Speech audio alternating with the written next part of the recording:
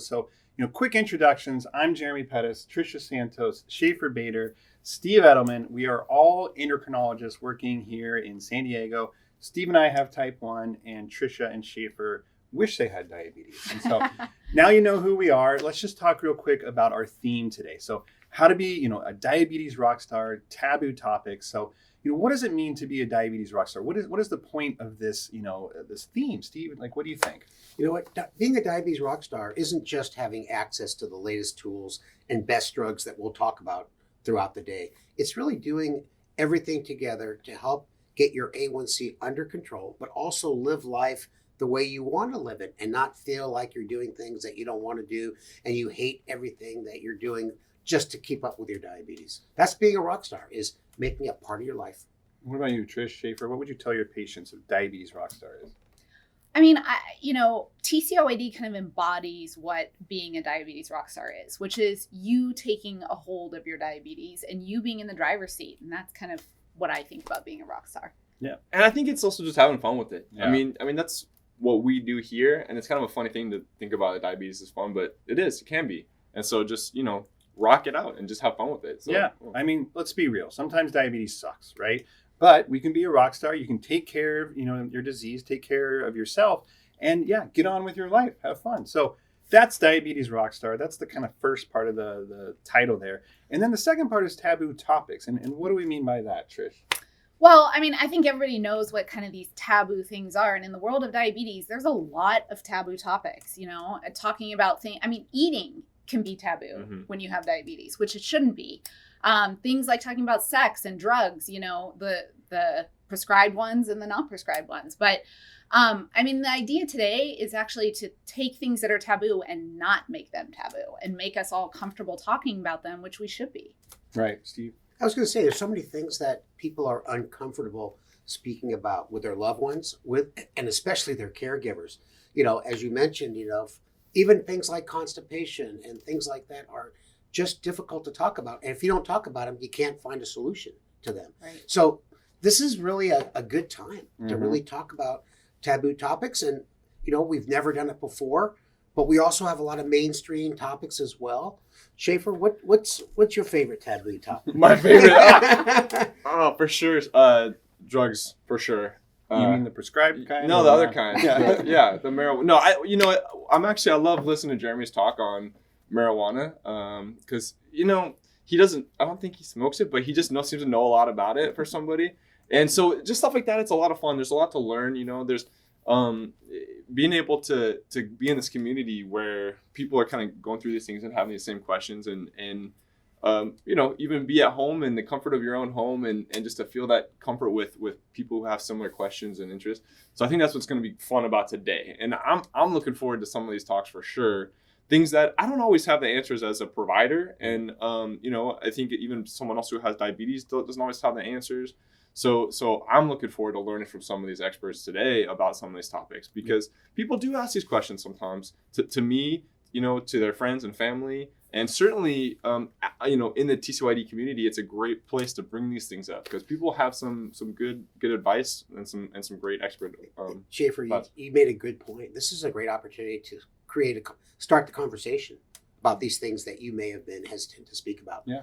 So I think the key is we're normalizing these topics, and you're in the comfort of your own home, so you don't have to worry about feeling squeamish in the conference room with a bunch of people. You can ask questions, you can get real answers. So let's kind of break down the conference and the talks that people are going to, hear today. So I'll go over more kind of housekeeping issues at the end, but there's a type 1 track and a type 2 track, and then kind of on-demand sessions that you can watch at any time. So in both the type 1 and type 2 track, the way that we're starting the day is with this talk on how to be a diabetes rock star. So I'm doing the talk for type 1s and Steve's doing the talk for type 2s. So just a little teaser for my talk, as we already mentioned, how to be a diabetes rock star with type 1. I break it down into, it's not that different than, a regular rock star. You got to have the equipment. And the rock stars, they usually have their guitars and their drums and stuff like that. But for us, people with type 1, you got to have your CGM, your insulin, your glucagon.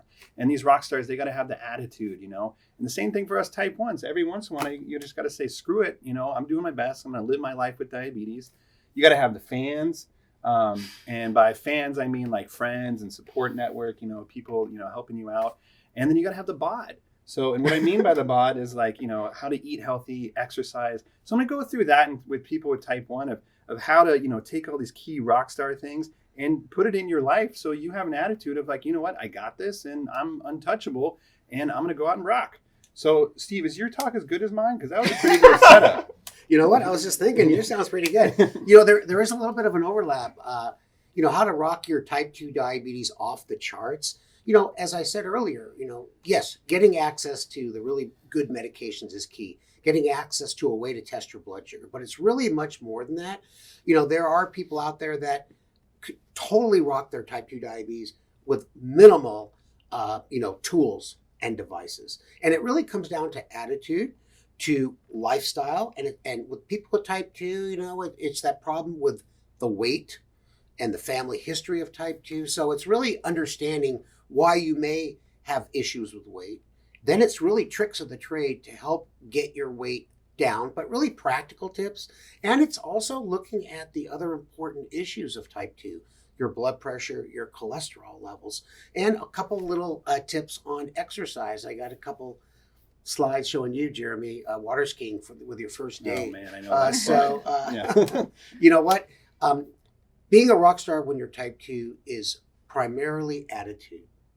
And then it's being knowledgeable about what you need to do as an individual to live a long and healthy life. And then there's a little bit of emotional stuff in there, stole it from Bill Polonsky, to help you deal with the emotional issues of having weight problems, having to take a bunch of medications, and dealing with potential complications. So my ending slide, I should say it now, is that the best way to live a long and healthy life is to get a chronic disease and then take care of it. All right, so that's all in like 30 minutes to cover all that. You know what? You know me. I had 60 slides, no problem. Ask Erik. And now everybody knows how it ends, so they can just skip to the end, I guess. All right, so that's how the type 1, type 2 track is going to start. And then I think pretty soon after that might be the next talk. We're talking about drugs, the prescribed kind, the legal kind. And again, so Trish is doing for type 2s, and I think, Steve, you're doing type 1s. So Trish, tell us a little bit about what type 2s can expect to hear in this talk about basically what we're talking about is medications. Right. Which obviously is not a taboo topic, Right. right? But we had to fit the theme, you know, sex, drugs, rock and roll. You do have to know about these meds in order to be a rock star. So I think it does fit in that regard. My talk is really going to focus on the two newest classes that we have to treat. They're not that new anymore, to be honest, but to treat type 2 diabetes. Both the SGLT2 inhibitors and the GLP-1 receptor agonists. Try saying that 5 times fast. Always a mouthful to say those, but those are the two classes that I'm going to talk about. And I think what's most exciting about this talk is that I'll tell you how they help you with your diabetes and your blood sugars. But these two classes have all these benefits now, where for the first time, you're getting to take a medication for your diabetes that has some really good perks. So both of them, you know, Steve mentioned obesity and weight loss as an issue, and both of these classes of medications cause weight loss. It's like getting a weight loss pill or injection on top of your diabetes meds. Both of them protect your heart. We'll talk a little bit about how it depends on what type of heart disease you have. So if you have kind of the clogged arteries type of heart disease, then the GLP-1s can really help reduce your risk of heart attacks and stroke and death. If you have the heart failure type, the SGLT2s are going to be best, and we'll talk about why that is. And then these medications also protect you from progressing in diabetic kidney disease, which I think is a huge topic that everybody's kind of scared of in terms of, you know, endpoints with diabetes, and especially those SGLT2 inhibitors can really decrease the progression. So really cool stuff. And I encourage you to learn about it so that you can be a rock star, go back to your doctors and talk about it. Yeah, I mean, these SGLT2 See, he can't even say it, and he's a doctor. They're once a day pill, and the GLP-1s now are even like once a week injection, and they help control your diabetes, get your blood sugars in check. They help you lose weight. They protect your heart and your kidneys. I mean, these really are like breakthrough medications, and Steve and I are legitimately jealous that, you know, type 2s get to use these medications. I'm thinking of taking them myself. Yeah, like he said, I don't even have diabetes. I mean, they're really like a breakthrough. So, Steve, what about on the type 1 side? Yeah, you know what? It's interesting, the analogy, because I think all 4 of us see people with type 1, and we think about it. Insulin was discovered in 1922. That's 100 years ago. So for the next 100 years, we had one other drug approved for people with type 1. That's called Simlin.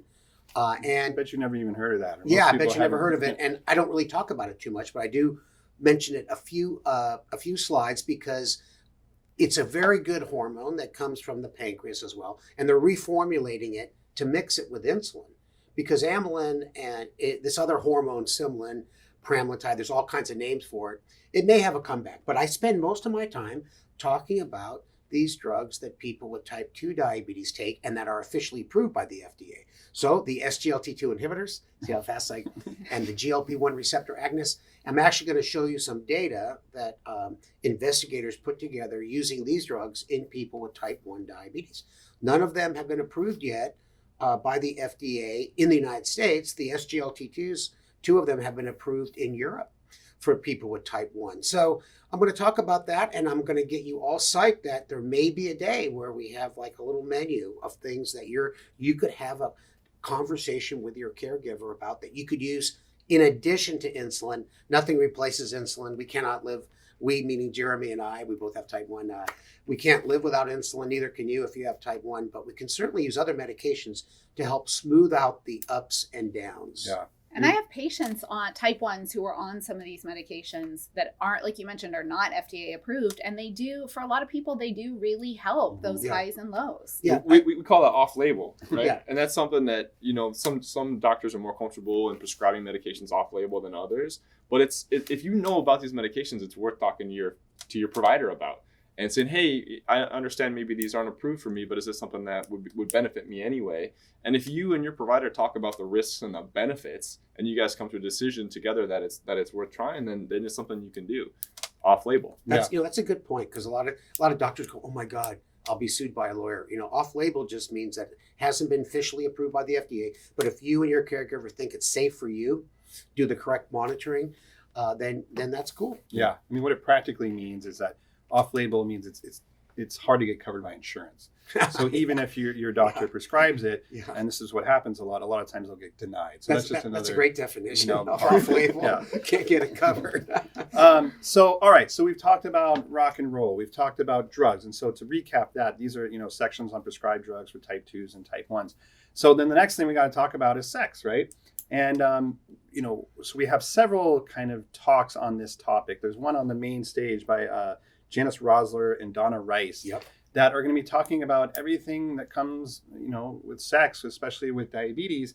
And Steve, do you want to give a little teaser of the topic? Yeah, you know what? Best? First of all, Janice and Donna, they're certified sex therapists.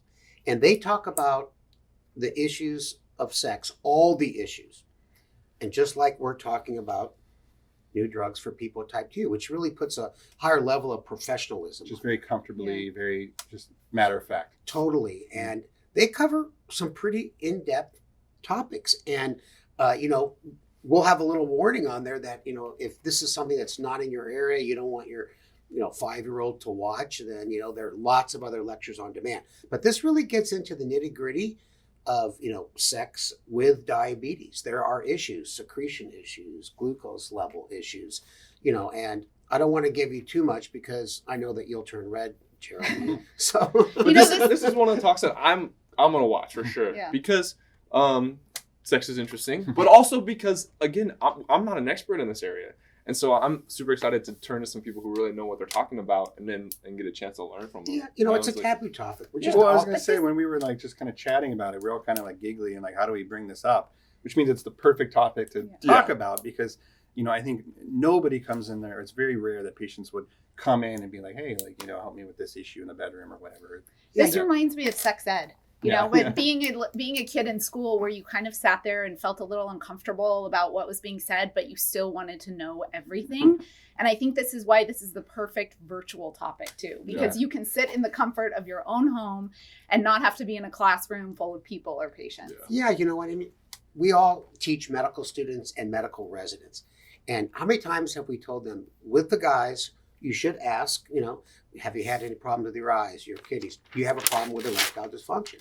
And every single time the resident or the medical student comes back and I say, did you ask about erectile dysfunction? Oh, no, I didn't. So they it's taboo topic, and they don't even ask it when they're supposed to ask it. Yeah. And you know what? When you deal with men over 50, it's very common. There's things we can do about it. There's a on-demand lecture, and we also have, besides, the official lecture on sex by Janice and Donna, we have Cindy Stunkel, who's a world-famous endocrinologist specializing in female hormones. Yeah, so that's on demand, her That's talking right. about that. And then we have a separate on-demand talk specifically about erectile dysfunction. Yeah. So making sure to cover all these issues that, are very important to people's lives. I think is the other thing, that it's taboo. And because people are not talking about it, it might significantly affect their mental health. And there are advances in erectile dysfunction. The title of the lecture is Things Are Looking Up. Yeah, and I think women, sexual dysfunction and sexual topics are not more taboo necessarily, but people ask about them less because, erectile dysfunction we kind of all hear about. There's commercials about it. And so I think it's great that we're offering some topics on women. Here's a Women question. function. Do women have erectile dysfunction? Do they respond to Cialis-like drugs? I don't know. They do. Do they? Yeah. See, you learn something every day. Yeah, I mean, it's, obviously the body parts are different, but I'm not going to get into it too deeply. But when our cells were developing after, your parents, had sex and you're developing as a young fetus, it all starts off in the same area. Mm-hmm. And then at one point it differentiates to a man and a female. And so some of those physical structures are the same. And so that's a whole area that Dr. Stunkel is an expert in. So you might find that interesting. All right. Well, the next kind of big topic we have is the emotional side of diabetes. And you kind of mentioned the attitude, Steve, when you're talking about people with type 2, how important that is. And, layered in there is, how difficult diabetes can be sometimes. I mean, who wants to take medications and deal with the highs and the lows and the weight and all these kind of other things? So Bill Polonsky, or as you call him, the touchy-feely guy, who is a diabetes psychologist, somebody who specializes in the behavioral emotional side, specifically about diabetes, is giving a talk about, he's calling it under pressure, these high pressure, diabetes situations, and how to deal with your emotions. And I don't know, Schafer, Tricia, if you guys have like comments of how this comes up in your, when we see patients and you have, maybe 10 minutes, ideally 20 minutes with them in the clinic, how do you even tackle this? Do you try to? Yeah. I mean, the thing is diabetes is hard. And it is a very, very emotional issue because it's so personal and it's so sort of, omnipresent. Yeah. It's just always there. It's always, and so your attitude is such an important part of this. How are you going to deal with this? And it can be stressful. It can be overwhelming. All the medications, thinking about your weight, thinking about, maybe problems that diabetes has caused, complications and things like that. And so it's a lot, and it can be stressful and overwhelming. So I think, taking the time to sit back and think about the emotional well-being is so important. Mm-hmm. And quite frankly, we don't do it enough. I know I don't do it enough. Yeah. And it's so hard to do it in that, like you said, 15, 20 minute session when you're seeing a patient in clinic. But this is a great opportunity to kind of think about that stuff a little bit. And coming from someone like Bill, who's just has spent his life thinking about this and learning about it, it's really important. Yeah. So, I mean, I would say the most common way that this comes up for me with patients is that what happens outside of your diabetes affects so much of your blood sugar control and how things are going. So when patients come in and their blood sugars are higher than usual or things are all over the place and they feel like they're not doing a good job with diabetes, 99% of the time it has nothing to do with their diabetes. It's everything else going on in their life, stress at work or in their relationships or with this pandemic that we're in, really takes a toll on your diabetes. And I don't know any other disease like that, where your day-to-day stress and emotions affect your diabetes so much. And I think that's the biggest way I see it affecting my patients. And hearing from Bill how to kind of deal with these situations, I think it actually will help your blood sugars, believe it or not. So yeah, even if you don't want to listen to him, just hearing his voice just calms me down, slows down my heart rate. And sometimes I just hear him in the background and everything just kind of feels better. And I will say, on the type 1 side too, that, this emotions and behavior is obviously so important. And to be truthful, when I see a type 1 in clinic, I very rarely adjust their card ratio and sensitivity factors because those are pretty much in the ballpark. It's all about, the approach to diabetes and when to take your insulin and buying into, bolusing and things like that. That is, that's such a big part of it. Yeah, and just to, put on my type 2 doctor hat, is if you think about it, for folks that have type 2, it's so different than type 1. You get it later in life. You have that genetic tendency to gain weight, especially in your abdominal area. You're also prone to high blood pressure, abnormal cholesterol, and then cardiac issues. Then you're handed a ton of medications, important ones actually. You got copays, and then you might have family members that said, Uncle Joe, he just ate himself into diabetes, which is totally not true. So it's then there's a lot of issues with people with type 2 who don't take their medication. I address that in my talk because that's part of being a rock star. And you know what? Type 2s have it really tough because not only do you have a lot of medications, if you don't take them, you don't feel that different. So you're supposed to pay a bunch of money to take a bunch of medications that doesn't make you feel any better. They kind of do, but it's subtle. But they do keep you healthy. Us type 1s, we stop our insulin, we're going to be in the emergency room in ketoacidosis in a couple hours. So it's a whole different sense of urgency.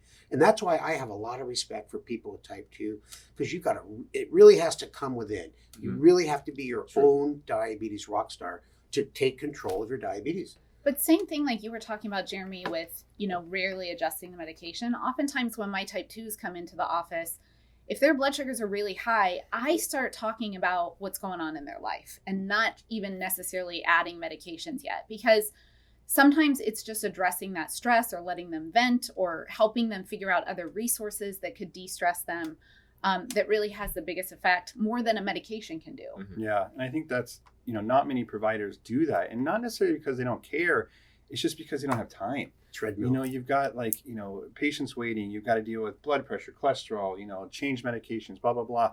And just the thought of asking a question like, how are you today?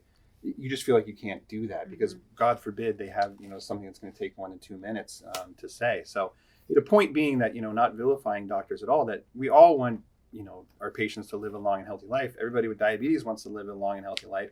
And a big part of that is the emotional part. So I was just going to say real quickly, Jeremy, that, we all mentioned living with diabetes 24/7, yet how many minutes of the year do we spend with our caregiver? We maybe 4 times a year. Yeah. But most of the time, 3. And you know what I'm thinking during our conversation? That I really need to address these issues more. We're always in a rush. 2 people waiting, you're behind. And I'm gonna take this conversation, take it right to the clinic tomorrow. Yeah. Well, I'm tired of getting all those patients that transfer to me that that doctor doesn't know what he's talking about. Yeah. But the last thing I will say on that line is that, we've done for a long time or I hosted this talk at TCOYD where we would take people living with diabetes and ask them what made the biggest difference in their lives in terms of getting under control. And nobody ever says their provider, which I actually think is a good thing. That it's not like, if you're in the middle of, rural Nebraska and you don't have, access to the greatest endocrinologist, you can still do really well if you empower yourself. People almost always said their family, their religion, something within, whether they're type 1 or type 2. And I think that's an important message. So this, we talked about sex, we talked about drugs, we talked about rock and roll. Those are all kind of the main sessions. Then we have a whole bunch of just additional stuff in this kind of on-demand session. And just listing off a few, and there's a lot. We got the fungus among us, which is, skin conditions. We have stomach and gastrointestinal issues. We have things are looking up, erectile dysfunction, menopause, alcohol. I got to give a special shout out to alcohol. Oh, you do? Because it's not on the main stage. And, alcohol has direct effects on your blood sugars, and the different types of alcohol that you drink affect your blood sugars differently. So Steve and I actually got together at his house and filmed in real time, myself drinking beer and a lot of it, and Steve drinking hard alcohol, and just seeing over time. They did it for you guys. Yeah, we did it for you And guys. a lot of For it. you. It's a job. And, we had fun with it. But, it was serious, though, because you could see how my blood sugars went up through the roof drinking beer and how his blood sugar stayed kind of even. And then you can see how we get drunk. And that's actually part of it, too, that obviously alcohol affects your mentation and your ability to take insulin and stuff like that. So make sure to check that one out. It is actually a serious topic, but we have fun with it. Yeah, and I'll just say one liner is that we probably got more feedback from all of you from that video than anything we've ever done. And folks were so appreciative that we brought up this topic. And that sort of was the spark to do taboo topics. There's a lot of topics. Like you're talking about marijuana. It's legal in California, but it's still kind of under that illegal umbrella. Right. Well, So- I have type 1s who come to me in their 20s, say, and tell me that their doctors have told them they're not allowed to drink alcohol. Right. Which is absolutely untrue. Yes. And I think that's why this is such, people are afraid to bring it up because they think they're not even allowed to drink alcohol, Yeah. which is absolutely false. So thanks for taking one for the team, you Yeah. guys, and having You know an what? enjoyable I afternoon. think we have to redo that one. Yeah, exactly. Poor Erik was filming completely sober, and just having to put up with us. But I think, I didn't mention my marijuana talk specifically. I have my notes, but I forgot to mention it. And it is a legitimate topic. It's becoming more legal. It's very common. There's a lot of research going on directly in diabetes. So I think that's another perfect example of taking something that is, either taboo or even worse, judged and frowned upon and things like that. And let's just talk openly and honestly about what the effects are if you choose to use it safely and legally, how it affects your blood sugars, et cetera, et cetera. And the other thing I'll say on that topic is it's important to remember, I know it can feel uncomfortable to talk to your doctors about this, but you have to remember that going through medical school and all of our training and being in the ER and being all over the place, there's not a whole lot that we haven't seen or heard. So if you come to us and say, I got drunk the other night, I like to smoke weed, you are not shocking us at all. Mm-hmm. Or your whatever doctor that you're going to Weed. see. Now you're showing your age. Jeremy, I had a What do you question call for it? you. Grass? No, man. If you get pulled over by the police, is there a way that we have alcohol levels? Is there a marijuana level that they measure? Do you inhale in something? Do you know that? Not directly, no. I heard that they look at the empty bags of Doritos, and depending on how many they have, will tell you the level that you're So that was all just a setup for a joke. And I'm glad that we took that walk together. Taboo. All right. So I stopped at alcohol. We got aching joints, foot issues, diabulimia, and eating disorders. That's a taboo topic for sure. Schafer, is there things that kind of jump out to you here, or you're glad that, or you want to comment on? No, I mean they all jump out to me because these are things that we don't ever talk about. Yeah. All of these things. So I'm like I said, I'm excited. I'm gonna go back and watch every one of these talks. And I'm serious because these are all things that affect many people, but we just don't talk about it. Yeah. I mean, never have I ever been to a conference, whether it's for healthcare professionals or if it's patient focused, where people have talked about these things ever. Okay. And so I'm excited. So go ahead. I was just going to say the eating disorders really jumps out to me. I have patients with eating disorders, and the easy thing would be to say, well, just stop your eating disorder and that will help me dose your insulin for your diabetes. And that's not possible, right? So learning how to kind of treat diabetes with an eating disorder is very complicated, actually. And even just talking about eating in general feels like a taboo topic. Steve, you mentioned type 1s, and there's a lot of shame around being or not type 1s, but type 2s, there's a lot of shame around being overweight and obese. And it turns out that it's genetic. And, not being able to talk about that with your provider, I think is a huge problem. So I think those topics are really, really important. I'm excited that we're doing it. Yeah. And then, the other thing that's a taboo topic that we've kind of danced around is just the idea of being out of control, of having high blood sugars. Mm. People feeling shame of, us downloading their CGMs or their A1C being 12 or whatever. Like you said, we've heard everything. We've also seen everything in terms of high A1Cs, and we don't judge our patients. We want to just help people get down to, better control. So even diabetes control itself can be a taboo topic. And to that point, we have some kind of more mainstream things that Schafer's actually covering. You want to talk about your CGM sessions real quick? Yeah, some of these are on demand. Yeah. We have couple great talks that we have set up for CGM, one for type 1, one for type 2, that are just, focused on, again, sort of mainstream topics, but these are great tools that are out there to help people take control of their diabetes. Tell them about Think Like an Endo. Yeah, that's one of our favorite lectures. Steve and I did a great talk that you should definitely check out. It's called Think Like an Endo, and it's basically about how do you use your own CGM information to take control of your diabetes on a day-to-day basis and in real time, and also to go back and review, your own blood sugar data. it's kind of the things that we would do in the office if we downloaded your continuous glucose monitor and had all that information, but you can do it yourself. So all this power is available to you as a patient, as an individual with diabetes, and that's what's super exciting. I mean, and even just let's say if you're type 2 and you've heard about these CGMs, you're not sure if they're for you, check out the talks. You know, at the very least, these things can give you information, but they can keep you from having to do finger pricks all day long. And, you know, you don't want to have a bunch of finger pricks if you're trying to shred the axe, you know what I mean? So if you're trying to rock out, you need to put a CGM on. We hate pricks. So, all right, some housekeeping stuff. So first of all, we've pre-recorded this talk. This is where it gets like existential that, you know, we recorded this, but you're seeing us.